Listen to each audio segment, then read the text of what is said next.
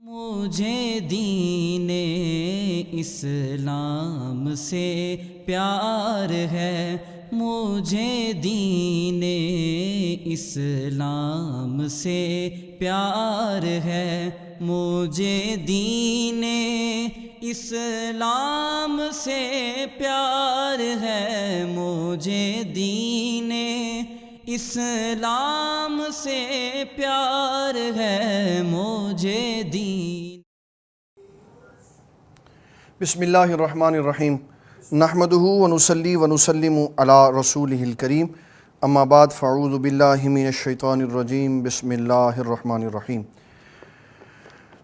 ناظرین کرام، آج ہم بخاری شریف کی حدیث مبارک نمبر 20 لے کے آپ کی خدمت میں حاضر ہوئے ہیں، اور یہ امام بخاری رحمۃ اللہ علیہ کی کتاب الایمان کا 13واں باب ہے۔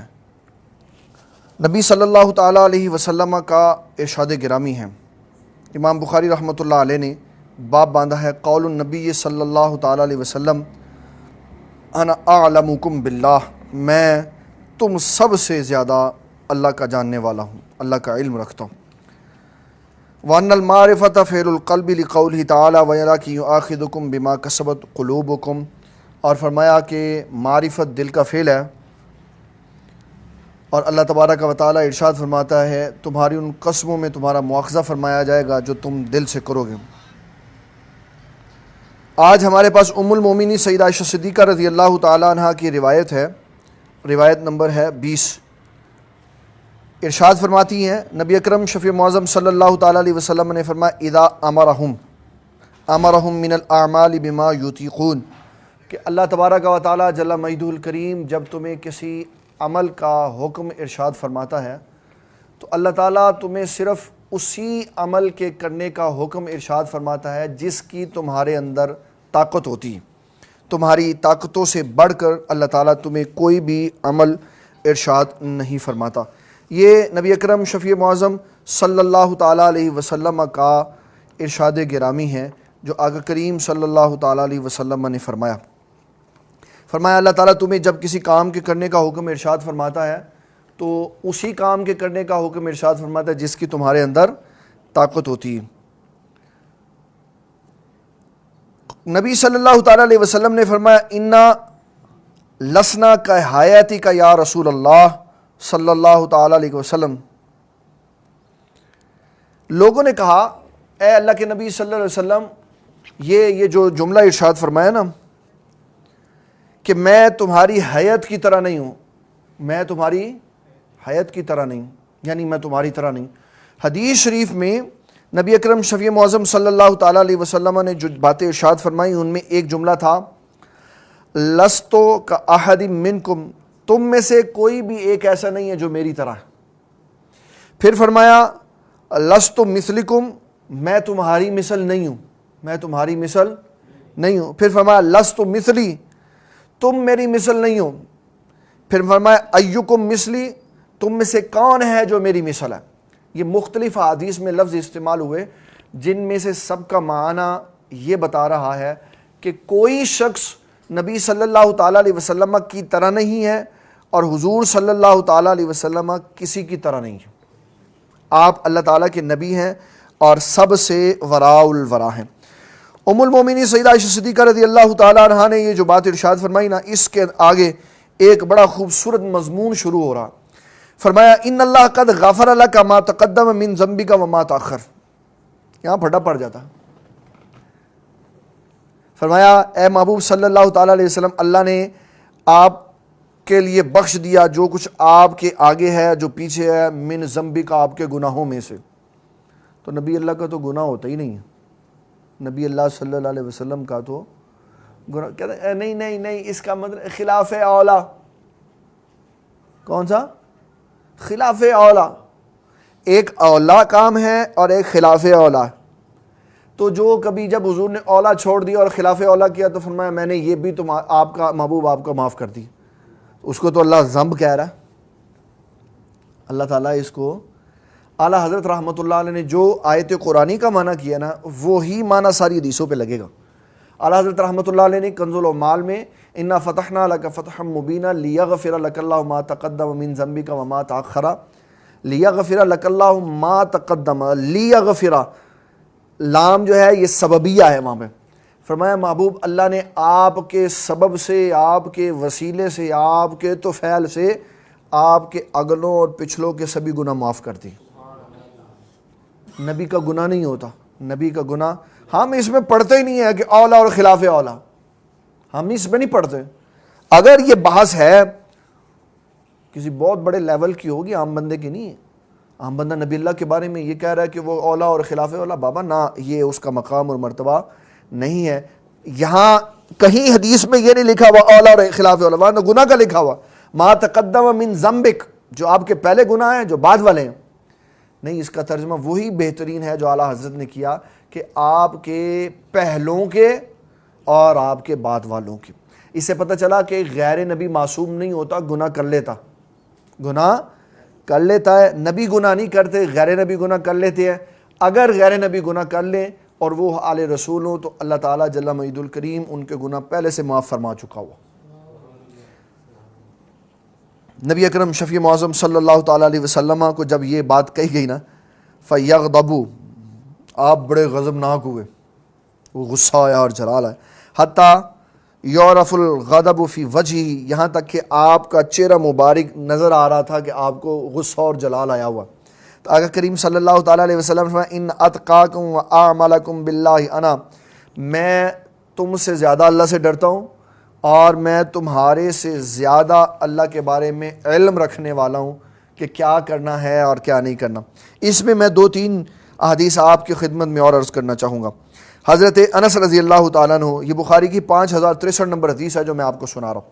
حضرت انس رضی اللہ تعالیٰ عنہ فرماتے 3 بندے حضور پاک صلی اللہ علیہ وسلم کی زوجہ محترمہ کے پاس آئے اور پوچھا, اماں جان حضور کیا کرتے ہیں؟ آپ نے فرمایا کہ نبی صلی اللہ علیہ وسلم یہ معمولات فرماتے. تو خیال کیا یہ تو بڑے کم ہے. پھر ساتھ ہی خیال آیا کہ وہ تو عمل کرے بھی نہ تو کوئی فرق نہیں پڑتا, وہ تو اللہ کے رسول ہے. تو آقا کریم صلی اللہ تعالیٰ علیہ وسلم نے ان کی بات کو سنا.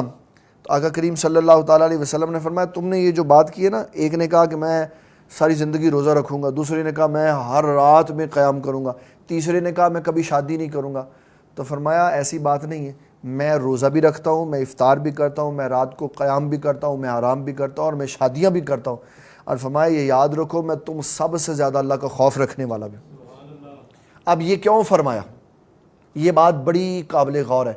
یہ کیوں فرمایا کہ میں تم سب سے زیادہ اللہ کا خوف رکھنے والا؟ ایک علم کے درجے ہوتے ہیں, علم کے درجے ہوتے ہیں. ایک ہے علم الیقین, ایک ہے حق الیقین, ایک ہے عین الیقین. ہمارا علم الیقین ہے, کتابوں سے پڑھا. صحابہ کا جو علم تھا وہ حق الیقین تھا کہ حضور صلی اللہ علیہ وسلم نے فرمایا بات حق ہے. اور حضور صلی اللہ تعالیٰ علیہ وسلم کا علم الیقین اس لیے تھا کہ آپ فرما رہے ہیں میں تم سب سے زیادہ اللہ کو جاننے والا ہوں کیونکہ آپ تو اللہ کو دیکھ کر آئے ہوئے تھے. اس لیے فرمایا کہ میں تم سب سے زیادہ اللہ تعالیٰ جل مجدہ الکریم کا خوف اور ڈر رکھتا ہوں کیونکہ آپ کے پاس علم الیقین عین الیقین تھا کہ اللہ تعالیٰ نے آپ کو اپنی ذات کا جلوہ بھی دکھایا ہوا تھا. تو یہ آقا کریم صلی اللہ تعالیٰ علیہ وسلم کی حدیث مبارک ہے جو میں نے آپ کی خدمت میں عرض کی, اور اس میں یہی معنی سب سے زیادہ تہمت سے بچا ہوا, تہمت سے بچا ہوا ہے یہ معنی کہ جس میں یہ کہا گیا ہے کہ اللہ نے آپ کے اگلوں اور پچھلوں کے گناہ معاف کر دی. کیونکہ ذنب کا لفظ ہے, ذنب کی پھر تعویلات کرنی پڑیں گی, پھر اس کی بازو کے اندر سے بال کھینچنے پڑیں گے. سادہ سادہ سا اس کا معنی ہے کہ انبیاء ذنب سے پاک ہوتے ہیں, خطائے گناہ سے بھی پاک ہوتے ہیں, ارادہ گناہ سے بھی پاک ہوتے ہیں. یہ جو معنی ہے یہ معنی آپ کے اگلوں اور پچھلوں کے. اس کے بعد حدیث نمبر 21, یہ ہم نے 7ویں لیکچر میں پڑھی تھی, ایمان کی حلاوت والی. ثلاث من کن فی حلاوت الایمان, وجد حلاوت الایمان, کہ 3 چیزیں ایمان کی حلاوت کا سبب بنتی ہیں. یہ کل کے لیکچر میں ہم نے پڑھا تھا, اس لیے اس حدیث کو اب ہم آج دوبارہ ڈسکس نہیں کریں گے, اب ہم اس سے اگلی حدیث پہ چلیں گے. راوی ہیں حضرت ابو سعید خدری رضی اللہ تعالیٰ, بہت زبردست حدیث ہے, بڑی باکمال حدیث ہے, اور راوی ہیں ابو سعید خدری رضی اللہ تعالیٰ. حدیث نمبر ہے 22. آقا کریم صلی اللہ تعالیٰ علیہ وسلم نے فرمایا یدخل اہل الجنت الجنت واہل النار النار، جنتی جنت میں داخل کر دیے جائیں گے اور دوزخی دوزخ میں داخل کر دیے جائیں گے. پھر ثم یقول اللہ تعالیٰ، مدتوں کے بعد، مدتوں کے بعد، اسی وقت میں نہیں، مدتوں بعد. کتنی مدت کے بعد؟ حدیث شریف میں آتا ہے، صاحب بارشری نے کتاب العقائد میں یہ حدیث لکھی دوزخ کے چیپٹر میں، کہ جب اللہ تعالیٰ جہنمیوں کو جہنم میں پھینک دے گا نا، تو جہنمی عذاب کی سختی کی وجہ سے چیخیں گے. تو وہ جو جنت کا دروغہ ہوگا، مالک ہوگا نا، مالک اس کا نام ہے، اس کو آواز دیں گے. تو فرمایا 70 سال وہ آواز کا جواب نہیں دے گا. اس کو کہیں یا مالک یا مالک، اے ہماری بات سن، اللہ سے کہے کہ نظر کر. 70 سال تک وہ آواز نہیں سنے گا. یہ پہلی ٹرم ہوگی کہ 70 سال ان کی آواز نہیں سنی جائے گی.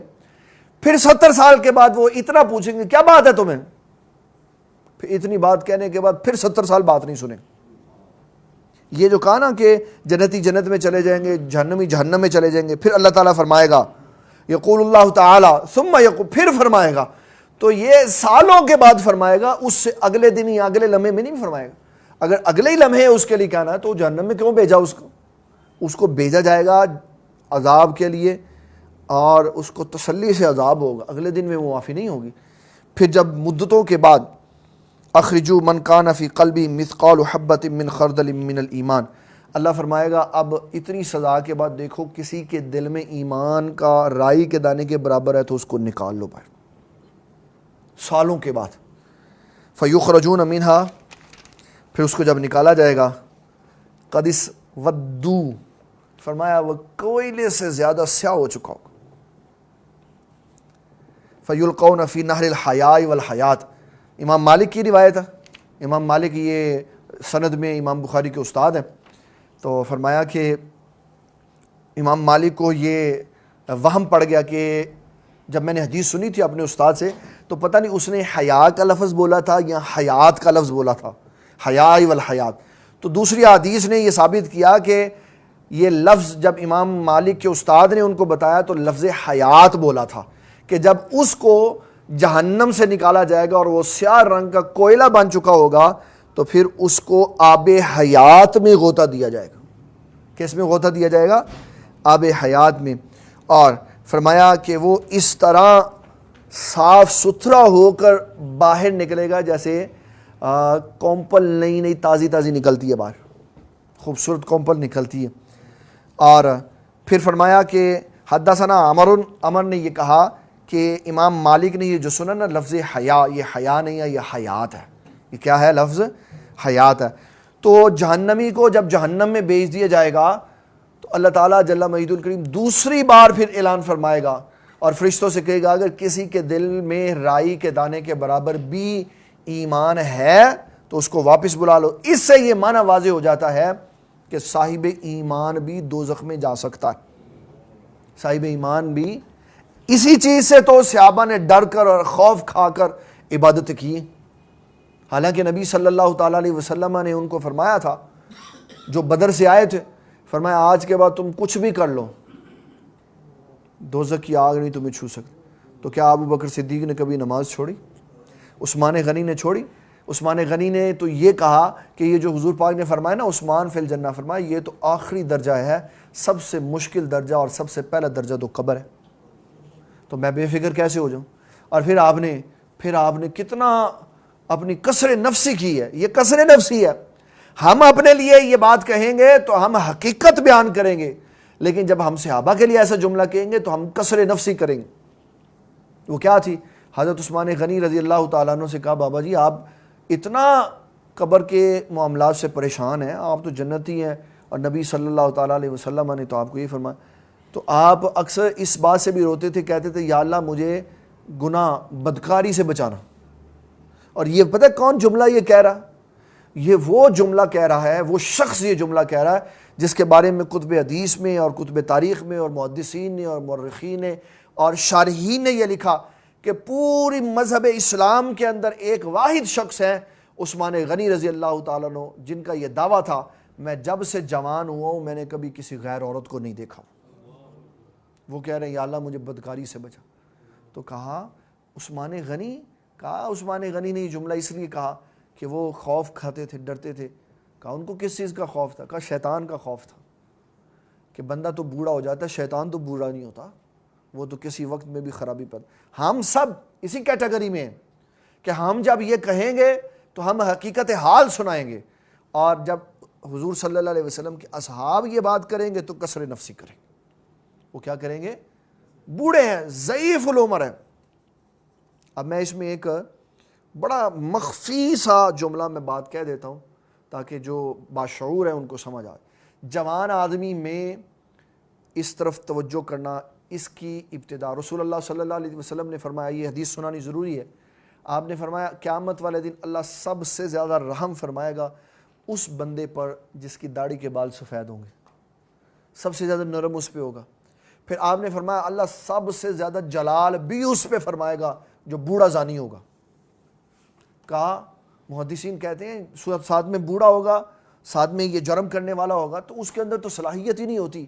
تو کہا اگر جوان ہے تو انتشار, اور اگر بوڑھا ہے تو دل کی حرکت کا تیز ہو جانا, یہ اس کے جرم کو ثابت کرے گا. اور یہ اگر جوان آدمی, میں اپنے آپ کو کہہ رہا ہوں, اگر جوان آدمی اپنی نگاہ کو نہیں جھکائے گا تو یقین مانے ہماری نگاہیں بڑھاپے میں بھی نہیں جھکیں گی. اگر ہم جوانی میں اپنی آنکھوں میں حیا نہیں پیدا کریں گے تو بڑھاپے میں بھی میری آنکھوں میں حیا نہیں آئے گی. اس لیے مجھے چاہیے کہ میں آج جوانی میں اپنی آنکھ میں حیا پیدا کروں. کوئی یہ کہے کہ جی بڈھے ہو گے تو پھر ویکھدا مانگے, تو پتہ نہیں کتنی بڑی بات رسول اللہ صلی اللہ علیہ وسلم نے فرمایا اللہ سب سے زیادہ جلال فرمائے گا اس بوڑھے آدمی پر جس کو بوڑھا زانی کہا گیا. اب وہ صرف کیا ہے, دل کی حرکت کا تیز ہو جانا. اب وہ کیوں تیز ہوگی؟ آنکھ میں خرابی ہوگی, آنکھ میں بے حیائی ہوگی, تو جب وہ آنکھ بٹکے گی تو دل کی حرکت تیز ہو جائے گی. اس لیے حضرت عثمان غنی نے تعلیم امت کے لیے, وگرنہ یہ پیارے بزرگ ہستیاں یہ وراء الورا ہیں ان گناہوں سے, ان بری حرکتوں سے. کیوں؟ یہ اللہ کے محبوب کی پاک طیب بارگاہ میں بیٹھنے والے, اور یہ جن کا میں ذکر کر رہا ہوں آپ حیران رہیں گے جب ان کو شہید کرنے کے لیے بلوائیوں نے ان کے گھر کا محاصرہ کیا نا. اتنا بڑا جملہ عثمان غنی نے کہا کہ تاریخ میں اتنا بڑا جملہ کسی نے نہیں کہا. آپ نے فرمایا, حضور صلی اللہ تعالیٰ علیہ وسلم نے فرمایا مومن کا خون 3 صورتوں میں بہانا جائز ہے. نمبر 1 جب مومن کسی مسلمان کو قتل کر دے. نمبر 2 فرمایا میں نے مسلمان کو کبھی قتل نہیں کیا. دوسرا فرمایا جب مملکت اسلامیہ سے بغاوت کر دے. فرمایا میں تو خود مملکت ہوں, میں تو خود حاکم ہوں, تو میں نے کس کی بغاوت کرنی ہے. فرمایا تیسرا شادی شدہ ہونے کے بعد جب وہ بدفعلی کرے, یہ جرم ہے جس کی وجہ سے اس کا خون بہانا جائز ہے. تو حضرت عثمان غنی نے کتنا بڑا جواب دیا, کتنی بڑی بات کی. فرمایا تم اسلام کی بات کرتے ہو, میں نے تو یہ کبھی کام کفر میں بھی نہیں کیا تھا. اسلام تو بعد میں لایا ہوں, میں نے تو یہ کبھی کام کفر میں بھی نہیں کیا. کہ کفر میں بھی آپ طیب اور طاہر رہے, کہ آپ نے اپنی نگاہوں کو پاکیزہ رکھا. تو میں اپنے آپ کو سمجھا رہا ہوں, اپنے آپ کو کہہ رہا ہوں کہ خلیل احمد اگر تو بڑھاپے میں اپنی نگاہوں میں حیا چاہتا ہے تو تجھے اب جوانی میں اپنی نگاہوں میں حیا پیدا کرنی پڑے گی. پھر تو بات کر سکتا ہے کہ جوانی کے بعد جب بڑھاپا آئے گا تو تیرا بڑھاپا سنورا ہوا ہو. اور اگر میں آج اپنی نگاہوں کی حفاظت نہیں کروں گا تو یقین مانیں بڑھاپے میں بھی میری نگاہوں میں خیانت اور بدماشی اور بغیرتی اور بے حیائی رہے گی. کیوں؟ میں نے جوانی میں اپنی آنکھوں کو قابو میں نہیں کیا. یہ بڑا ضروری ہے کہ ہم اس چیز کو, اور یہ جو میں نے حدیث شریف سنائی یہ یاد رکھیں, یہ حدیث شریف بخاری میں امام بخاری نے کئی مرتبہ بیان کی. ایک مرتبہ آج 22ویں نمبر پہ آئی, پھر 4581 نمبر پہ آئی, پھر 4919 نمبر پہ آئی, پھر 6560 پہ آئی, پھر 6573 پہ آئی, پھر 7438 پہ آئی, پھر 7439 پہ. اتنی دفعہ جب یہ دوبارہ بار بار حدیث آئے گی تو صرف میں لیکچر 8 کا حوالہ دے کر اس کو آگے لیتا چلوں گا تاکہ بار بار ہمارا وقت ایک حدیث کے اوپر نہ لے. اس کے بعد ہو اتنی زبردست حدیث ہے کہ اس کے لیے آج ہم نے آپ کے لیے ایک اسپیشل کلپ بھی رکھا ہو. آپ سنیں گے نا تو آپ کی طبیعتیں باغ باغ ہو جائیں گی, اور پھر آپ کو پتہ چلے گا کہ بخاری ہے کیا. صرف یہاں پر بخاری رکھ لینا اور یہاں پر مشکات رکھ لینا اور بخاری مسلم اور ترمذی یا ابو داؤد نسائی اور ابن ماجہ یہاں رکھ لینا اور ہے, اور اس کو پڑھنا اور ہے. یہ آج پتہ چلے گا. پہلے میں یہ حدیث سناتا ہوں. حضرت سیدنا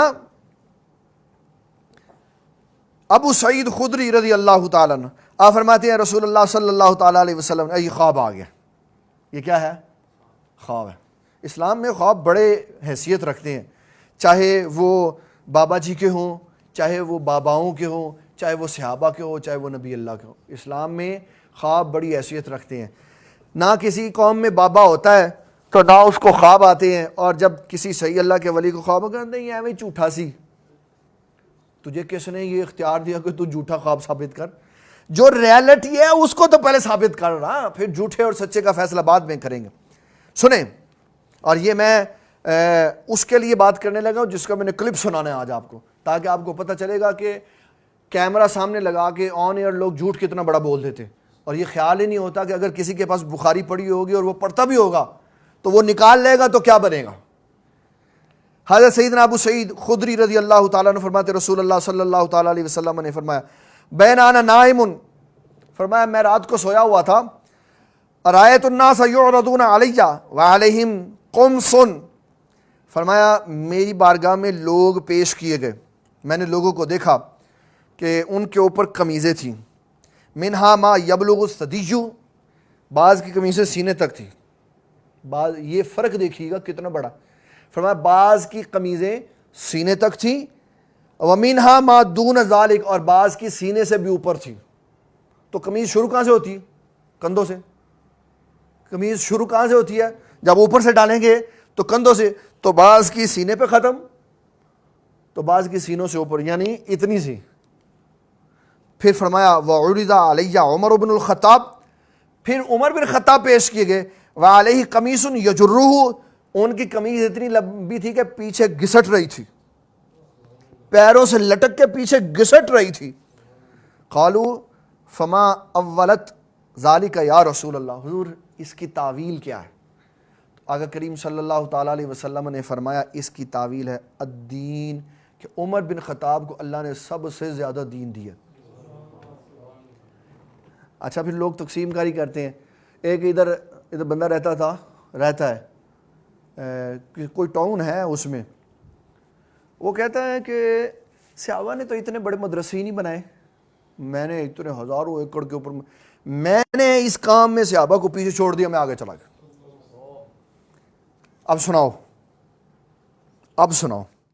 تو آج کے دور میں جو موبائل سے دیکھ کے پڑھ رہا ہے اس کو صحابہ کرام جو زبانی پڑھتے تھے اس سے زیادہ ثواب ہے, اگر ان کے وہ لیول اور نیت بھی اس لیول کی ہو. وہ ایک علیحدہ سے بات ہے, اس میں نہیں ہم پڑھ رہے, میں اوورآل گنتی کی بات کر رہا ہوں کہ ایک بندہ دیکھ رہا ہے اور ساتھ پڑھ بھی رہا ہے, یہ ڈبل ثواب ہے. اور ایک بندہ صرف زبانی پڑھا, صحابہ تو زبانی پڑھتے تھے. اب سنیں یہ بات, قیامت تک کے لوگوں کو رسول اللہ صلی اللہ تعالیٰ علیہ وسلم نے فرما دی. یہ بخاری شریف ہے, باب فضائل اصحاب النبی صلی اللہ تعالیٰ علیہ وسلم, اور حدیث ہے 3673. پوری دنیا کی بخاری میں جا کے ہر بندہ یہ حدیث اپنے گھر میں دیکھ سکتا. 3673 راوی ہیں اس کے حضرت ابو سعید خدری, جو راوی ہیں ادھر وہی راوی ہیں ادھر.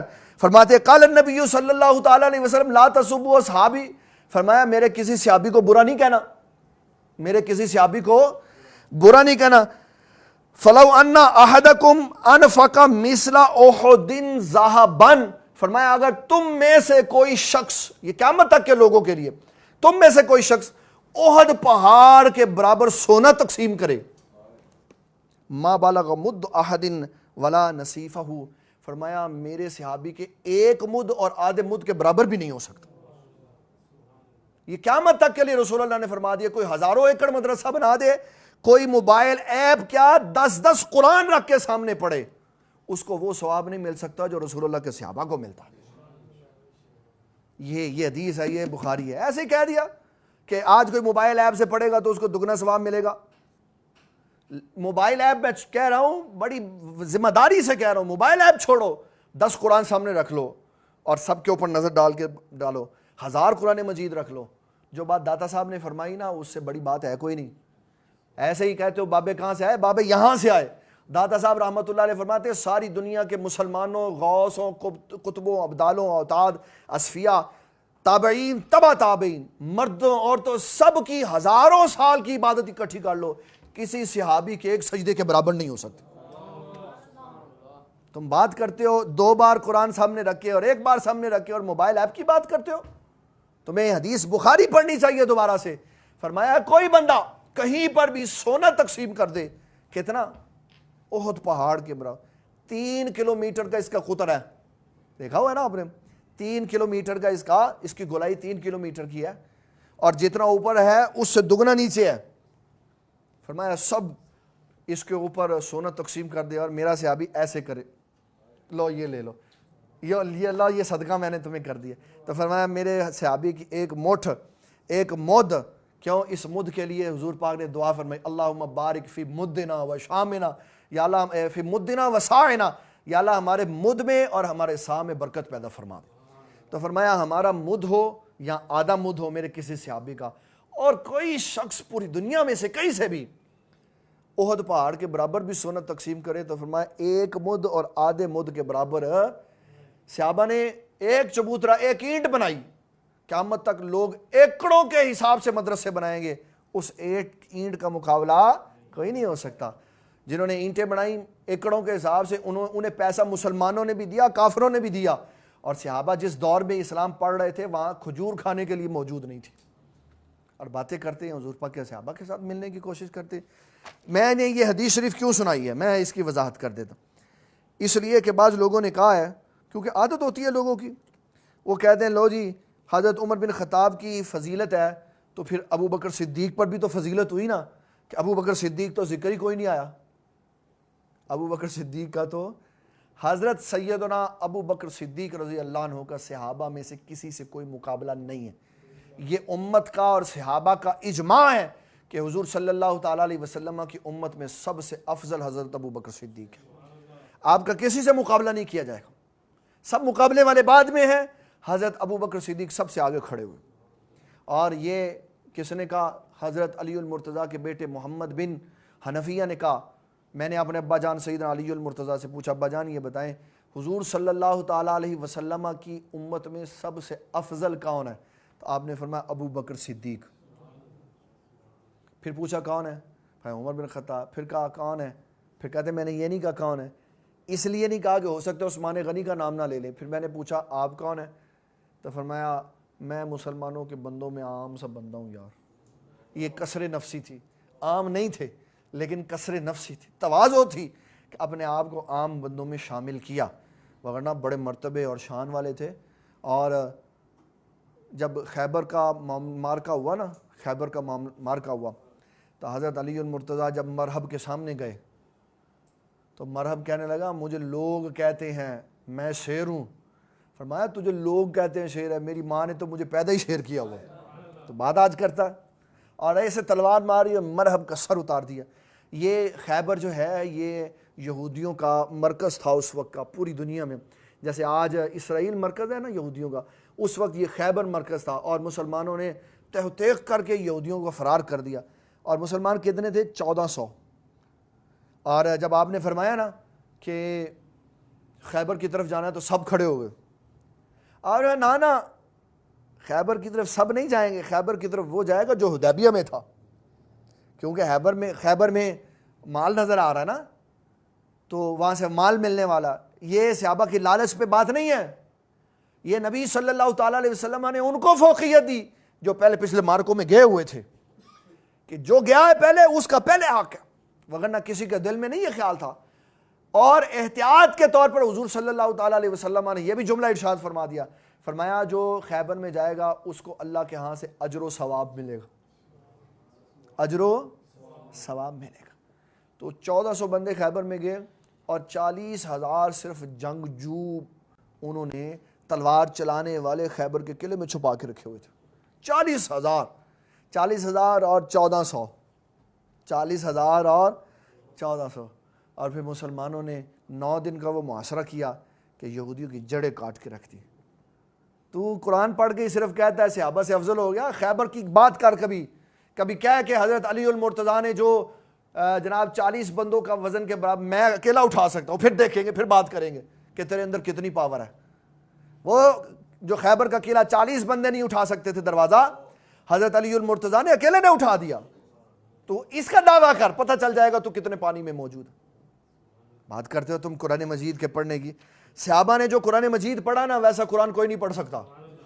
پوری تاریخ میں کہیں نہیں ہے کہ کسی نے قرآن پڑھا تو اللہ نے اس کا قرآن سنا۔ حضرت ابی بن کعب قرآن پڑھتے تھے تو جبرائیل آتے تھے، کہتے تھے حضور دور اس سے کیا کریں، یہ قرآن پڑھتا ہے تو اللہ کو بھی پیارا لگتا۔ کوئی قرآن پڑھ سکتا ہے ایسا قرآن صحابہ کرام رضوان اللہ تعالیٰ علیہ مجمعین نے پڑھا، ایسی محبت سے پڑھا۔ اور یہاں ساری رات ڈیک لگا کے یہاں بغیر قدرتی طور پہ خوبصورت آواز نکال کے قرآن مجید پڑھو۔ اسید بن حضیر نے قرآن مجید پڑھا تو حضور نے فرمایا یہ جو تو روشنی دیکھ رہا تھا یہ اللہ کے فرشتے تیرا قرآن سن رہے تھے۔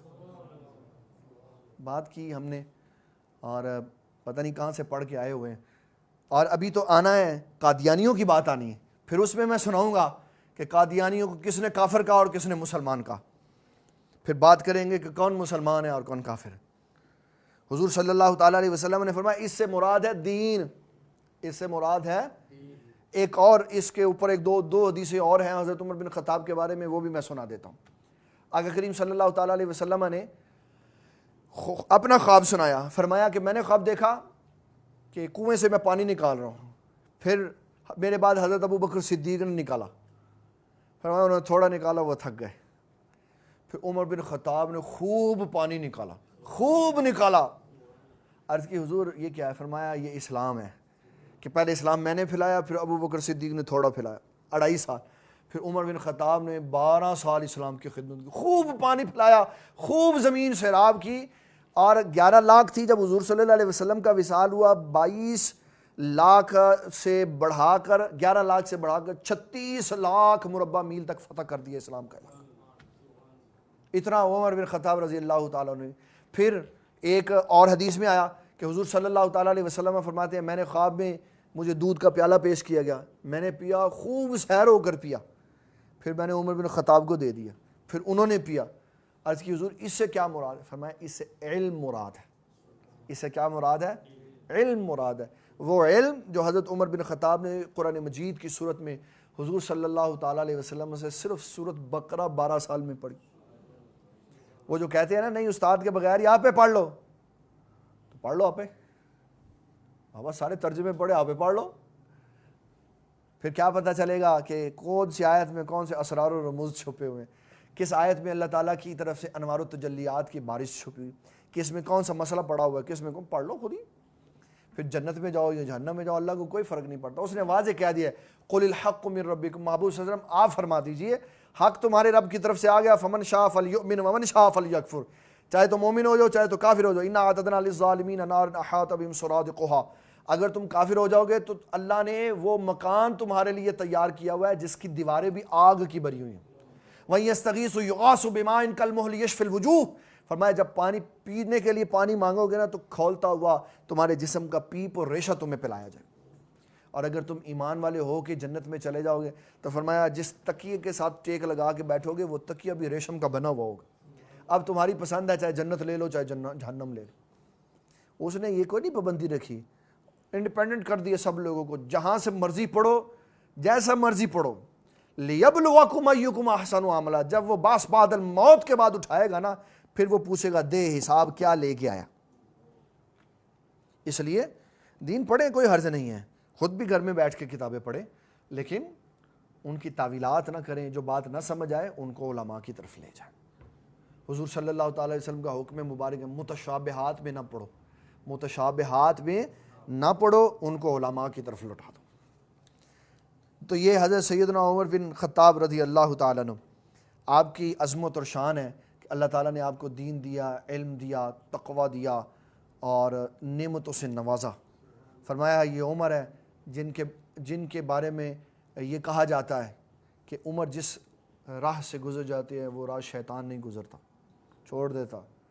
یہ ساری حدیثیں بخاری میں موجود ہیں، انشاءاللہ آئیں گی۔ آگے ہے الباب باب الحیاء من الایمان، حیا ایمان میں سے ہے۔ اس کی کافی ساری حدیثیں، ہم نے ایک پورا لیکچر اس کے اوپر سنا تھا، یہ بات رہ گئی تھی جو میں اس حدیث میں آج اس کو مختصر سنا کے پھر اس سے آگے چلتے۔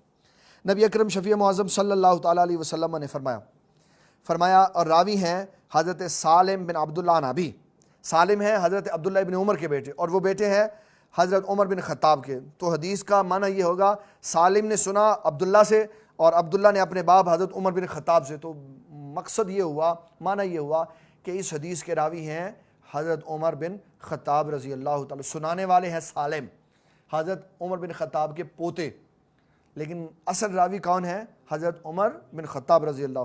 ان رسول اللہ صلی اللہ تعالیٰ علیہ وسلم مر علی رجل من الانصار، فرماتے ہیں رسول اللہ صلی اللہ تعالیٰ علیہ وسلم سے کہ آپ ایک بندے کے پاس سے گزرے جو انصار کا آدمی تھا، وہو یعظ اخاہ من الحیاء، اور وہ بندہ واز کر رہا تھا اپنے بھائی کو حیا کے بارے میں۔ او یار اور تو ہر لے شرم کرتا رہنا، اوے اینی غیرت کھائیں گا تے کام کیویں کریں گے، تھوڑا بشرم ہو گیا کھلونا پہنتا سانو، کہہ تھا حیا نہیں کرتے، اگر بولے گا نہیں لوگوں سے جھجک کے بیٹھے گا تو کام کیسے کریں؟ وہ اس طرح کی بات سمجھا رہے تھے جس میں حیا کی نفی ہو رہی تھی۔ تو آقا کریم صلی اللہ تعالیٰ علیہ وسلم نے فرمایا دا چھوڑ دے، ایسی بات نہ کر، فَإِنَّ الْحَيَاءَ مِنَ الْإِيمَانِ، حیا تو ایمان میں سے ہے۔ اور فرمایا دو جملے فرمایا انسان کے اندر اللہ نے ایمان اور حیا یہ لازم و ملزوم رکھے، جس کی حیا چلی جاتی ہے اس کا ایمان بھی چلا جاتا ہے۔ رات کو ایک بندے نا، وہ ہمارا ایک نوائے وقت میں پیر بھائی ہے، اس نے مجھے ایک ٹویٹر بھیجا، اس کے اندر لکھا ہوا تھا مولوی بپھر گئے، مولوی بپھر گئے۔ مولوی کہاں بپھر گئے؟ مولانا مفتی منیب الرحمان صاحب نے کہا بھئی لاک ڈاؤن ختم، ہم نے نہیں ماننا، اب بازار کھول دیے، کاروبار کھول دیے، تجارتیں کھول دی، اور سیل مین کھول دیے، اور بینک کھول دیے، سب کچھ کھلا ہوا، مسجدیں بھی کھلی ہوئی آئندہ کے بعد۔ تو کہنے لگا مولوی بپھر گئے کہ تراویح نہیں پڑھائیں گے، پیسے نہیں اکٹھے ہوں گے تو کاروبار کہاں سے چلے گا؟ کہنے لگا یہ مولوی کا کاروبار ہے۔ میں نے اس کو ٹویٹ کیا، پھر میں نے کہا یہ میرا ٹویٹ اس کے ٹویٹ کے نیچے لگا دو۔ میں نے کہا جو لوگ دین کے دشمن ہوتے ہیں اور دین کو گالی دینا چاہتے ہیں، لوگوں کے ڈر اور خوف سے جب دین کو گالی نہیں نہ دے سکتے پھر مولوی کو گالی دیتے۔ اصل میں یہ گالی دین کو دینا چاہتے ہیں، اصل میں گالی کس کو دینا چاہتے ہیں؟ دین کو دینا چاہتا ہے، لیکن جب دین کو گالی نہیں دے سکتے، پتہ ہے اگلوں نے سر اتار کے پھینک دینا، تو دین کو گالی نہیں دیتے، پھر کہتے ہیں مولوی ہیں جتے مولوی ہیں جتے مولوی ہیں۔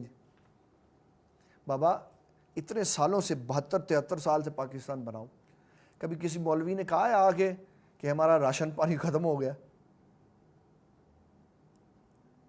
یہ کون کہتے ہیں ہمارا راشن پانی ختم ہو، کماواں گے کتوں تے کھاواں گے کتوں؟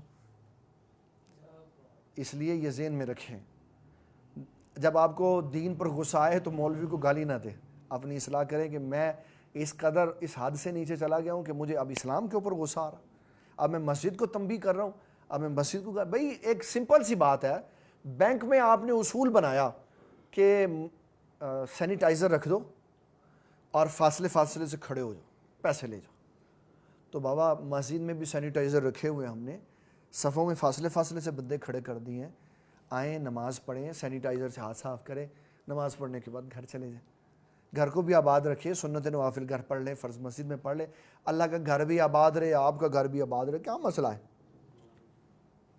اس طرف نہیں کہتے مسجد بند کر دو، مسجد بند کر دو، مسجدیں نہیں بند کرواؤ، مسجدیں کھولیں تاکہ اللہ تعالیٰ کی رحمت برسے۔ نبی صلی اللہ تعالیٰ علیہ وسلم آپ دیکھیں جب رزق میں تنگی ہوتی تھی تو کیا ہوتا تھا، یہ تعلیم امت ہے، جو نبی صلی اللہ علیہ وسلم اس قدر طاقت والے تھے نا کہ سیدہ عائشہ صدیقہ سے فرماتے تھے اگر میں چاہوں تو میرے ساتھ یہ پہاڑ سونے کے بن کر چلیں، بخاری کی روایت آئے گی، یہ اختیار مصطفیٰ پہ روایت آئے گی کہ امام بخاری نے کہا حضور صلی اللہ علیہ وسلم فرماتے، سیدہ عائشہ راوی ہیں، میں ایسے اشارہ کروں میں چاہوں، جو ہوتا ہے کہتے جو ہوتا ہے اللہ کے چاہنے پہ ہوتا ہے، حضور نے فرمایا میں چاہوں تو میرے چاہنے پر یہ پہاڑ میرے ساتھ سونے کے بن کر چلے۔ وہ کہہ سکتے تھے یا اللہ منو سلوہ بھیج دے، تو امت میں کہاں سے منو سلوہ کھاتی؟ امت کے لیے حضور نے منو سلوہ نہیں منگوایا کہ میں تو منو سلوہ کھا لوں گا تو میری امت کیا کھائے گی بعد میں۔ آقا صلی اللہ علیہ وسلم نے اس کا طریقہ کار بتایا۔ سیدہ عائشہ صدیقہ رضی اللہ تعالیٰ عنہ سے پوچھا اے مومنوں کی ماں آپ نے کھانا کھایا؟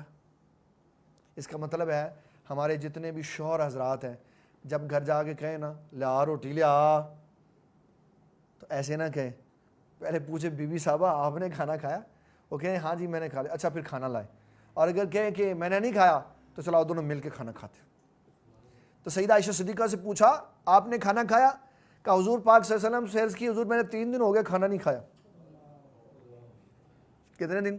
یقین مانو اللہ کی قسم کھا کے اپنے دلوں سے پوچھو کہ ہم میں سے کوئی ہو اور ہم اپنی بیویوں کو 3 دن کا کھانا نہ دیں. میں اکیلا نہیں اس میں, ویسے تو میں ہر بری بات کرتے ہوئے کہتا ہوں میں اپنے لیے کر رہا ہوں, اس میں میں اکیلا نہیں ہوں, اس میں ہمارے سارے بندے شامل ہیں. میں اندر جاؤں تو جناب بیگم صاحب ناراض ہو جائے, میرا نام لے دس. اس میں ہم سب شامل ہیں کہ ہماری سب کی بیویاں, اگر ہم 3 دن کھانا نہ دیں اس کو تو کوئی بتائے کہ میری بیوی میرے ساتھ اچھا سلوک کرے گی. کہے گی کھانا لاؤ یار, بھوک لگی ہوئی ہے. پھر اپنی بیوی کو اس کے چہرے پہ مسکراہٹ لانے کے لیے پھر ہم عثمان صاحب کو فون کریں, یار آج سارا دن کچھ نہیں کھایا, آج اسپیشل قسم کی مچھلی بھیجو, بیوی کو راضی کرنا. تو آقا کریم صلی اللہ علیہ وسلم نے فرمایا اچھا آپ نے 3 دن سے کھانا نہیں کھایا؟ یہ کہہ کر حضور صلی اللہ علیہ وسلم فرمانے لگے میں اللہ سے کھانا لے کے آتا ہوں. اور مسیح جا کے اللہ اکبر. اس کا مطلب ہے رزق, کھانا, اس کو لینے کے لیے اللہ کی بارگاہ میں چلے جاؤ. نماز پڑھو تو روٹی آ جاتی. اللہ نے عثمان غنی کے دل میں بات ڈالی, جاؤ عثمان حضور پاک کے گھر کا پتہ لو. حضرت عثمان غنی رضی اللہ تعالیٰ عنہ آئے, پوچھا پیارے آقا صلی اللہ علیہ وسلم کدھر ہیں؟ تو حضرت سیدہ عائشہ صدیقہ رضی اللہ تعالیٰ عنہ کہنے لگی اللہ سے کھانا لینے گئے. میں کھانا نہیں کھایا, نہیں ہوا 3 دن سے کھانا نہیں کھایا. پہلے سامان لے کے آئے کچا خام مال, کہا اس کو آپ پکائیں گی, آپ ٹھہرے میں پکا ہوا لے آتا ہوں. پھر روٹیاں اور گوشت لے کے آئے اور کہنے لگے ماں جان جب کھانا نہ ہو تو آپ سعد بن ابی وقاص کو کہہ دیے کریں, مجھے کہہ دیے کریں, ہم تو قریب ہوتے ہیں. آپ نے فرمایا نبوت کے گھر کی شان نہیں کہ ہم آپ سے کھانا مانگیں, ہماری یہ شان ہے. حضور پاک آئے, آپ نے فرمایا اللہ تعالیٰ نے کھانا بھیج دیا ہے. کہا جی حضور عثمان غنی رضی اللہ تعالیٰ نے دے گئے. فرمایا آپ ٹھہرے, میں پہلے اللہ کے پاس جاؤں گا, ان سے عثمان غنی کے لیے برکت کی دعا کروں گا, پھر آگے کھانا کھائیں. یہ ہے طریقہ کار. جب کوئی پیسے لے کے آئے نا آپ کو نذرانہ پیش کرنے کے لیے, اور سے دعا بھی کرو, یا اللہ انہیں اپنی بڑی مشکل حالات جو اپنی جیب جو پیسے کٹ کے ساتھ دیتے, یا اللہ انہیں بھی برکت دے. انہیں چپ کر کے کھیسے نہیں پا لینے چاہیے. زکوٰۃ دینے کے لیے آئے, کوئی نذرانہ پیش کرنے کے لیے, اس کو برکت کی دعا دو. میں نے اپنے پیر خانے میں یہ دیکھا, میں نے کہا یہ بندہ ملتا ہے ہاتھ چوکلا نے, پھر ایک ملتا ہے, پھر ہاتھ چوکلا نے, پھر ایک ملتا ہے, پھر یہ کیا کر رہے ہیں؟ وہ اصل میں حضور پاک کی سنت پہ عمل کر رہے ہیں, ہمیں پتہ ہی نہیں ہے. ہم تو جناب مدتوں سے غافل ہیں, ہمیں پتہ ہی, چپ کر کے پیسے کھینچے اور یہ وہ گئے. نا نا نا نا, یہ حضور کی سنت کے خلاف ہے. کوئی شخص زکوٰۃ کا پیسہ لا کے اپنے مرکز میں جمع کرائے, چاہے 1 روپیہ ہو, اس کو چاہیے زکوٰۃ کا پیسہ لینے والوں کو برکت کی دعا کرے. کوئی نذرانہ پیش کرے تو بھی برکت کی دعا کرے, نظر نہیں رکھنی. حضرت عمر بن خطاب رضی اللہ تعالیٰ عنہ کو ایک بندے نے نذرانہ دیا, بڑے غور سے 2 جملے سننے. آپ نے چل میں نہیں چاہیے تیرا پیسہ. حضور پاک صلی اللہ علیہ وسلم کے پاس آ گئے, کیا حضور میں نے عمر بن خطاب کو نذرانہ پیش کیا تو انہوں نے لیا ہی نہیں. آپ نے فرمایا عمر آپ نے مانگا ہے؟ کہا نہیں. فرمایا پھر اللہ کی طرف سے آیا, لے لو لے لو. آپ نے عرض کی کہ مجھے ضرورت نہیں ہے. آپ نے فرمایا اللہ کی طرف سے آئی ہوئی شے نہیں چھوڑ, لے لو.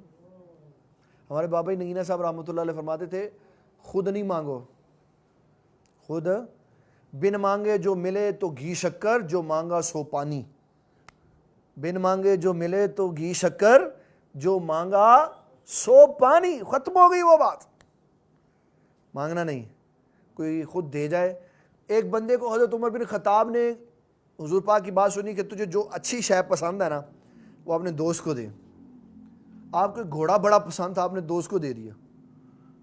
وہ ایک عربی نسل گھوڑا تھا, اس کو خاص قسم کی خوراک کھلانی پڑتی تھی, پھر اس کو روز دوڑ لگوانی پڑتی تھی, پھر وہ تر و تازہ رہتا تھا. اس نے باندھ دیا, گھاس کھلانی شروع کر دی. حضرت عمر بن خطاب نے دیکھا تو کہنے لگے حضور اس نے تو میرے تحفے کی قدر ہی نہیں کی, میں واپس لے لوں.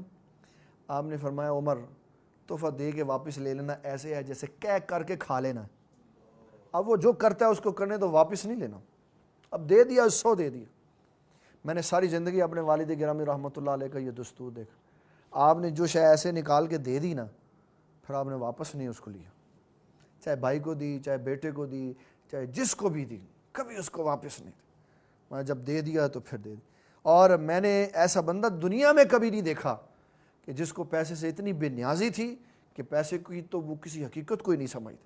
وہ کہتے پیسہ کیا.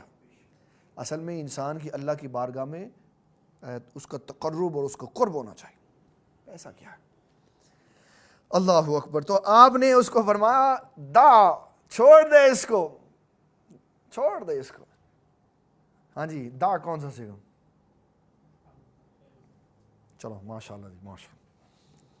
فَإِنَ الْحَيَاءَ مِنَ الْإِيمَانِ, فرمایا حیا ایمان میں سے, حیا ایمان. اس کے بعد آقا کریم صلی اللہ تعالیٰ علیہ وسلم کی بڑی خوبصورت حدیث ہے. یہ ہے 25 نمبر حدیث ہے, باب نمبر 17. فَإِن تَابُوا وَأَقَامُوا الصَّلَاةَ وَآتَوُا الزَّكَاةَ فَخَلُّوا سَبِيلَهُمْ. ایسے اس کے اندر میرے پاس کافی ساری حدیثیں تھیں, لیکن میں نے مناسب نہیں سمجھا کہ مزید بات کو آگے بڑھا دیں, بس اسی کے اوپر میں نے اکتفا کیا ہے. آج جو اس کے بعد میں حدیث سنانے لگا ہوں, اس کی تفصیل ہم انشاءاللہ تبارک و تعالیٰ کل سنائیں گے. حدیث میں آج بطور برکت کے متن پڑھ دیتا ہوں. نبی صلی اللہ تعالیٰ علیہ وسلم نے فرمایا, اور راوی ہیں اس کے حضرت سیدنا عبداللہ ابن عمر رضی اللہ تعالیٰ عنہ, فرماتے ہیں نبی صلی اللہ تعالیٰ علیہ وسلم نے مجھے فرمایا امرت ان اقاتل الناس, کہ میں حکم دیا گیا ہوں لوگوں سے قتال کروں. یہ حضور پاک فرما رہے ہیں کہ مجھے حکم دیا گیا میں لوگوں سے قتال کروں. کس چیز کا؟ حتیٰ یشہدوا ان لا الہ الا اللہ, یہاں تک کہ لوگ آ جائیں اس جملہ کے اوپر کہ کوئی معبود نہیں مگر اللہ, وَأَنَّ محمد الرسول اللہ, اور محمد صلی اللہ علیہ وسلم اللہ کے رسول ہیں. وَيُقِيمُونَ الصَّلَاةَ, اور نماز قائم کرو, نماز وہ قائم کریں. وَيُؤْتُونَ الزَّكَاةَ, اور زکوٰۃ ادا کریں. فَإِن فَعَلُوا ذَلِكَ عَصَمُوا مِنِّي دِمَاءَهُمْ وَأَمْوَالَهُمْ إِلَّا بِحَقِّ الْإِسْلَامِ وَحِسَابُهُمْ عَلَى اللَّهِ. فرمایا جس نے ایسا کیا اس نے اپنا خون اور اپنا مال مجھ سے بچا لیا, حساب اللہ جانتا ہے. نماز چھوڑنے پر قتال ہے, نماز چھوڑنے پر قتال ہے, زکوٰۃ نہ دینے پر قتال ہے, توحید پر قتال ہے. فرمایا جس نے نماز پڑھی, جس نے زکوٰۃ دی, اور جس نے اللہ اور اس کے رسول پر ایمان رکھا, اس نے اپنے خون سے, اپنے خون کو مجھ سے بچا لیا. اب اس میں ایک حدیث صرف عرض کروں گا, میں اس کے بعد یہ آئے ہوئے ایک سوال کا جواب دینا, پھر اس کے بعد بات کو اختتام کی طرف لے کے چلیں.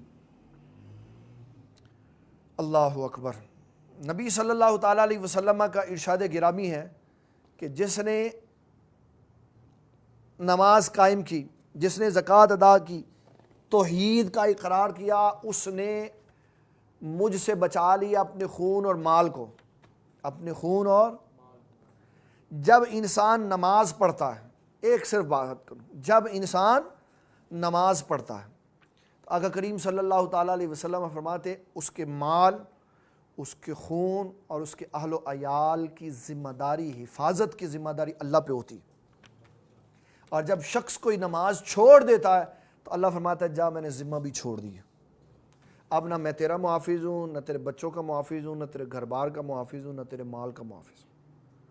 تو وہ کتنا خوش نصیب ہے جس کی حفاظت اللہ کرتا ہے. اور اس بندے کو سوچنا چاہیے کہ میری حفاظت اللہ کرتا تھا, اس نے ذمہ چھوڑ دیا. اور میں ایک اور بات اس میں بڑی ضروری سمجھتا ہوں, تفصیل تو کل ہم اس میں لے کے چلیں گے نا. حضرت علامہ فخر الدین رازی نے تفسیر کبیر میں سورہ عصر کے چیپٹر میں یہ لکھا, فرماتے ہیں حضور صلی اللہ تعالیٰ علیہ وسلم کی بارگاہ میں ایک خاتون آئی, کہنے لگی آقا کریم صلی اللہ تعالیٰ علیہ وسلم گناہ ہو گیا. آپ نے فرمایا کیا ہوا؟ کہنے لگی گناہ یہ ہوا ہے کہ بس گناہ ہو گیا, کوئی اور والا گناہ ہو گیا, برا کام ہو گیا. پھر میں نے اس کو چھپا دیا. پھر ایک لڑکا ہوا, وہ اس جرم کی پاداش میں ہوا, میں نے اس کو, اس کا گلا دبا کے اس کو سرکے والے کڑھائی میں پھینک دی, سرکے والے کڑھائی میں پھینک دی. اب آپ کو پتہ ہے سرکے کا کام ہوتا ہے چیز کو گال دیتا, اگر صحیح ہو. ہم تو جو کھاتے ہیں نا چٹے رنگ کا, سفید رنگ کا, یہ تو کیمیکل ہے. اصل میں جو سرکہ ہوتا ہے وہ سبز ہوتا ہے اور جامنی کلر کا, کیونکہ سرکے بنتے ہیں انگوروں سے. سرکے کیسے بنتے ہیں؟ انگوروں سے. یہ جو ہم کھاتے ہیں یہ تو کیمیکل ہے. اور نبی صلی اللہ علیہ وسلم نے فرمایا سرکہ سالنوں میں سے ایک سالن ہے. جس کے گھر میں ہنڈیاں نہ پکی ہو, سرکہ ہو, وہ سرکے سے روٹی کھا لے تو اس کے لیے سرکہ سالن کے طور پہ کافی. اور یہ بھی حدیث ہے، رسول اللہ صلی اللہ علیہ وسلم نے فرمایا جس نے گھر میں سرکہ رکھا اللہ اس کے گھر سے رزق ختم نہیں فرمائے گا، یہ بھی حدیث ہے۔ اچھا اس نے کہا میں نے سرکے میں پھینک دیا اور اس کی ہڈیاں گل گئیں اور ختم ہو گیا، اور پھر میں نے اس سرکے کو لوگوں کو پلایا، یہ میں نے 4 بڑے جرم کی۔ آقا کریم صلی اللہ علیہ وسلم نے فرمایا جب تو نے مجھے یہ کہا نا کہ حضور مجھ سے جرم ہو گیا، تو میں یہ سمجھا کہ تو مجھے یہ کہنے والی ہے کہ حضور میری نماز عصر فوت ہو گئی، کہ حضور صلی اللہ علیہ وسلم نماز عصر یا نماز کی فوتگی کو ان سارے جرموں سے بڑا جرم سمجھتے، اور ہم سمجھتے کچھ نہیں، کوئی نہیں پڑھ لیں گا، حالے بڑا ٹائم پہ ہے، حالے بڑا ٹائم پہ، ہاں دلج پڑھ رہی ہیں۔ اچھا جی آج کا سوال ہے بڑا پرلطف انٹرسٹنگ سوال، کسی غیر محرم کو دیکھنے سے وضو ٹوٹ جاتا ہے؟ اس کی مختلف نوعیتیں ہیں، ساری نہیں میں بتا سکتا ہوں۔ اگر تو صرف آنکھوں سے دیکھا ہے اور آنکھوں سے دیکھ کے آنکھوں کے بات بار کر دیا تو پھر تو کچھ بھی نہیں ہوتا، اور اگر آنکھوں سے دیکھا اور پھر اس کے اثرات دل میں گئے اور جسم نے اس کے مطابق ورک کیا پھر وضو بھی ٹوٹ جاتا ہے اور بہت کچھ ٹوٹ جاتا ہے۔ اس لیے یہ دیکھنے میں فرق ہوتا، دیکھنے میں فرق ہوتا۔ ایک دیکھنا ہے جس کو ہم کہتے ہیں سرسری آنکھوں سے دیکھا، ایک جس کو کہتے ہیں چیز کی ڈیپتھ میں دیکھا۔ اگر تو سرسری آنکھوں سے دیکھا اور پتہ چلا خاتون ہے تو آنکھیں پھیر لی اور شے ہے، وضو نہیں ٹوٹا۔ اور اگر اس نے دیکھا اور دیکھ کے اس کے اثرات قبول کی، ٹکٹکی، ہاں بڑا خوبصورت لفظ، ٹکٹکی باندھ لی اور کہا جی نہیں ایک حدیث میں آیا ہے کہ ایک نظر معاف ہے تو میں پہلی نظر میں اس کو گھر چھوڑ کے آؤں گا، وہ تو یہ والا دیکھنا مراد نہیں ہے، یہ والا دیکھنا مراد نہیں۔ وضو ٹوٹ جاتا ہے اگر اس کے اثرات ظاہر ہو جائیں۔ دین کے لیے مانگنا کیسا ہے؟ بہت بڑا سوال ہے، اتنا بڑا سوال ہے کہ اس ایک سوال کے اوپر سارا دین کھڑا ہے، سارا دین کھڑا ہے۔ نبی صلی اللہ تعالیٰ علیہ وسلم نے امام الانبیاء ہونے کے باوجود دین کے لیے سوال کیا، غزوات میں جانے کے لیے۔ وہ کدھر گئی وہ غزوہ تبوک کی باتیں؟ فرمایا بندے بھی آؤ مال بھی لاؤ۔ حضرت ابو بکر صدیق آئے، سارا سامان لے کے آئے، ایک صحابی 27.5 من کھجورے لے آئے، عمر بن خطاب رضی اللہ تعالیٰ عنہ آدھا گھر لے آئے، ایک صحابی 1 سیر کھجورے لے کے آئے۔ اور حضرت ابو بکر صدیق نے جب سارا گھر دیا تو جو ہے مورخین تاریخ نگار انہوں نے لکھا کہ جبرائیل علیہ السلام آئے تو ٹاٹ پہنا ہوا تھا، بوری۔ فرمایا جبرائیل تیرا نورانی لباس کدھر ہے؟ کہ حضور آج ابو بکر صدیق نے یہ پہنا ہے تو اللہ نے سارے فرشتوں کو یہ پہنا۔ بندے بھی آؤ چندے بھی لاؤ۔ اور علامہ اقبال نے کتنا بڑا جملہ فرمایا، پروانے کو چراغ ہے بلبل کو پھول بس، اور صدیق کے لیے خدا کا رسول بس۔ حضور پاک نے سوال جی جو دوسروں کو کے لیے پیسے اکٹھے کرتے ہیں، دوسروں کے مسلمان بھائیوں کے، ہم اکثر اوقات تانا مارتے ہیں یہ بیکاری ہے۔ اگر اسلام اور دین کے لیے اور مسلمان بھائیوں کے لیے پیسے مانگنا، بھیک مانگنا ہے تو میں سب سے بڑا بیکاری ہوں، مجھے کہہ لو بیکاری۔ دوسروں کے لیے مانگنا تو بیکاری نہیں ہے، وہ بیکاری وہ ہے جو بغیر ضرورت کے لیے اپنے لیے مانگتا ہے، ضرورت نہیں ہے پھر بھی مانگتا ہے۔ تو آقا کریم صلی اللہ تعالیٰ علیہ وسلم نے فرمایا قیامت والے دن آئے گا اس قدر برا حشر ہوگا کہ اس کے چہرے پہ گوشت نام کی کوئی شے نہیں ہوگی۔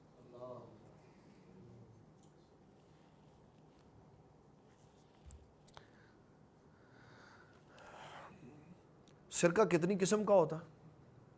مختلف چیزوں کا سرقہ بنتا ہے۔ حضور صلی اللہ تعالیٰ علیہ وسلم کے زارہ زمانہ حیات میں نے جو پڑھا ہے میرے علم کے مطابق 2 چیزوں کا سرقہ بنتا تھا۔ ایک سرقہ بنتا تھا انگور کا، سبز اور سیاہ انگور کا، اور ایک سرقہ بنتا تھا ایک اور شے کا میرے ذہن میں، اس کو 2 چیزوں کا سرقہ بنتا تھا، 3 طرح کا سرقہ ہو گیا۔ تو اگر کوئی گھر میں سرقہ بنانا چاہے گھر میں سرکہ بننا مجھے نہیں سمجھ کیسے ہے، کیونکہ اگر انگوروں سے بنائیں گے نا تو انگوروں کے اندر پانی ڈالیں گے اور انگور جب اس کے اندر اپنا شیرہ چھوڑ دیں گے تو واللہ عالم اس کو کیسے بناتے ہیں میرے علم میں نہیں ہے، کیونکہ جب انگور پانی چھوڑ دینا اور اس کی جھاگ بننی شروع ہو جائے تو اس کے اندر نشہ آ جاتا ہے اور یہ پینا حرام ہو جاتا ہے۔ اس کا کوئی طریقہ کار ہے، اگر کسی کو پتہ ہے تو میں چاہوں گا کہ وہ مجھے بھی اس سے شیئر کرے تاکہ مجھے بھی پتہ چلے سرکہ کیسے بنتا ہے۔ اور میں یہ فخریہ نہیں کہتا، ویسے اعزازاً کہتا ہوں کہ میری اہلیہ اللہ کے فضل و کرم سے ہر شے میں بڑی مہارت رکھتی ہے۔ میں نے ویسے پوچھا نہیں، لیکن ہو سکتا ہے اس کو پتہ ہو، تو اگر پتہ ہوگا تو میں کل انشاءاللہ آپ کو بتا دوں گا کہ سرکہ کیسے بنتا ہے۔ اور سرکہ بنانا چاہیے اور گھر میں رکھنا چاہیے، بڑا اچھا ہوتا ہے، اور یہ حضور پاک صلی اللہ علیہ وسلم کی حدیث مبارک کے مطابق کھانوں میں سے کھانا ہے اور برکت کا سبب ہے۔ اگر لینا ہو تو کہاں سے لیں؟ خالص کہاں سے ملتا ہے؟ خالص کوئی نہیں پتہ بابا کہاں سے ملتا۔ سوال ہے کہ سنت یا نوافل نماز میں سورہ ناس آخری رکعت میں سنا ہے کہ نہیں پڑھتے، کہ گمان یہ ہے کہ نفلوں میں میرے پیارے بھائی جو مرضی صورت پڑھو، 1 بار 2 بار 10 بار، کچھ نہیں ہوتا۔ فرض میں ترتیب فقہائے کرام نے بیان کی ہوئی، یہ نفل کی بات ہو رہی۔ یہ ہم نماز میں آئیں گے نا جب، تو پھر میں بڑا کچھ آپ کو سناؤں گا انشاءاللہ۔ اللہ تعالیٰ جل مجیدہ الکریم کی بارگاہ میں دعا ہے کہ ہمیں دین اسلام کا فہم عطا فرمائے۔ اور میں اپنے ناظرین کرام کو خوشخبری بتا رہا ہوں کہ دین اسلام کی ہماری نگینہ سوشل ویلفیئر سوسائٹی کی ایپ اپڈیٹ ہو کے پلے اسٹور میں دوبارہ آ گئی، اور ہمارے جتنے پروگرام ہمارے یوٹیوب چینل پہ اپلوڈ ہوتے ہیں وہ سارے کے سارے آپ کی ایپ میں آ جاتے ہیں پروگرام۔ اس کو دیکھیں، اس کو ڈاؤن لوڈ کر لیں، اس کو آگے شیئر کریں، یہ سب فیسلٹی موجود ہے۔ اور یہ جو ہمارے 8 لیکچر ہو گئے ہیں صبح انشاءاللہ کل 4 بجے تک یہ سارے ہی ہمارے یوٹیوب چینل پہ آ جائیں گے، اور انشاءاللہ تبارک و تعالیٰ۔ اور یوٹیوب چینل پہ آ جانے کا مطلب ہے دین اسلام ایپ کے اوپر آ جائیں گے۔ مجھے میرا موبائل دکھائیں، میں دکھا دیتا ہوں کہ یہ ایپ ہے جو ہمارے جی یہیں شو ہوگی، میں اس کو کھول دیتا ہوں۔ یہ ہے ایپ، اس کو آپ قریب کر کے کیمرے کے دکھائیں، وہ دکھا رہے ہیں، وہ کلوز اپ کر رہے ہیں، چھوڑ دیں۔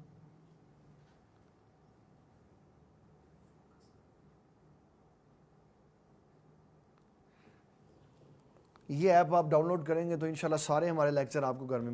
اور حفظ ما تقدم، یہ میں مستقبل کے لیے آپ کو بتا رہا ہوں کہ ہمارے پینل نے یہ ڈیسائیڈ کیا ہے کہ انشاءاللہ رمضان المبارک کے بعد ہم اپنی اس ایپ اور اپنی ویب سائٹ کے ذریعے نگینہ ورچوئل یونیورسٹی کا بھی آغاز کر رہے ہیں، اور جتنے لیکچر ہمارے ہوں گے پہلے سال سے لے کے آخری سال تک وہ لیکچر بائی لیکچر اپلوڈ ہوتے رہیں گے۔ جو شخص یہاں پر موجود نہیں ہے وہ اپنا رجسٹریشن فارم فل کرے گا، اس کی انٹری ہمارے پاس ہو جائے گی، اور اس کو ہم بتا دیں گے کس شعبے میں ہم نے اس کو ایڈ کرنا ہے، اس کا سارا کورس کھول دیں گے، گھر میں بیٹھ کے پڑھے، میل پڑھے فیمیل پڑھے، اپنا فارم کا پیپر ہمیں جمع کرائے اور آ کے پیپر دیں اور ڈگری عالم کی سند لے لیں۔ یہ صرف پاکستان کے لیے نہیں ہوگا، یہ انشاءاللہ پوری دنیا کے لیے ہوگا، تو اس میں ہم انشاءاللہ اپڈیٹ کر رہے ہیں، اور اللہ تعالیٰ نے ہمیں موقع دیا ہوا، آپ دعا کریں اللہ تعالیٰ ہمیں کام کرنے کی توفیق عطا فرمائے۔ اللہ تعالیٰ یہ ہمارا سارا مل بیٹھنا اپنی بارگاہ میں قبول و منظور فرمائے، اور ان سب کا ثواب بندہ نچیز کے والد گرامی کی روح کو عطا فرمائے۔ اللہم صلی علی محمد و آل محمد و اصحاب محمد وبارک وسلم وصلی علیہ۔ اللہم انت السلام و منک السلام تبارک یا ذا الجلال والاکرام۔ صلی اللہ تعالی علی حبیبہ محمد و آلہ وصحبہ اجمعین برحمتک یا۔ مجھے دین اسلام سے پیار ہے، مجھے دین اسلام سے پیار ہے، مجھے دین اسلام سے پیار ہے، مجھے دین اسلام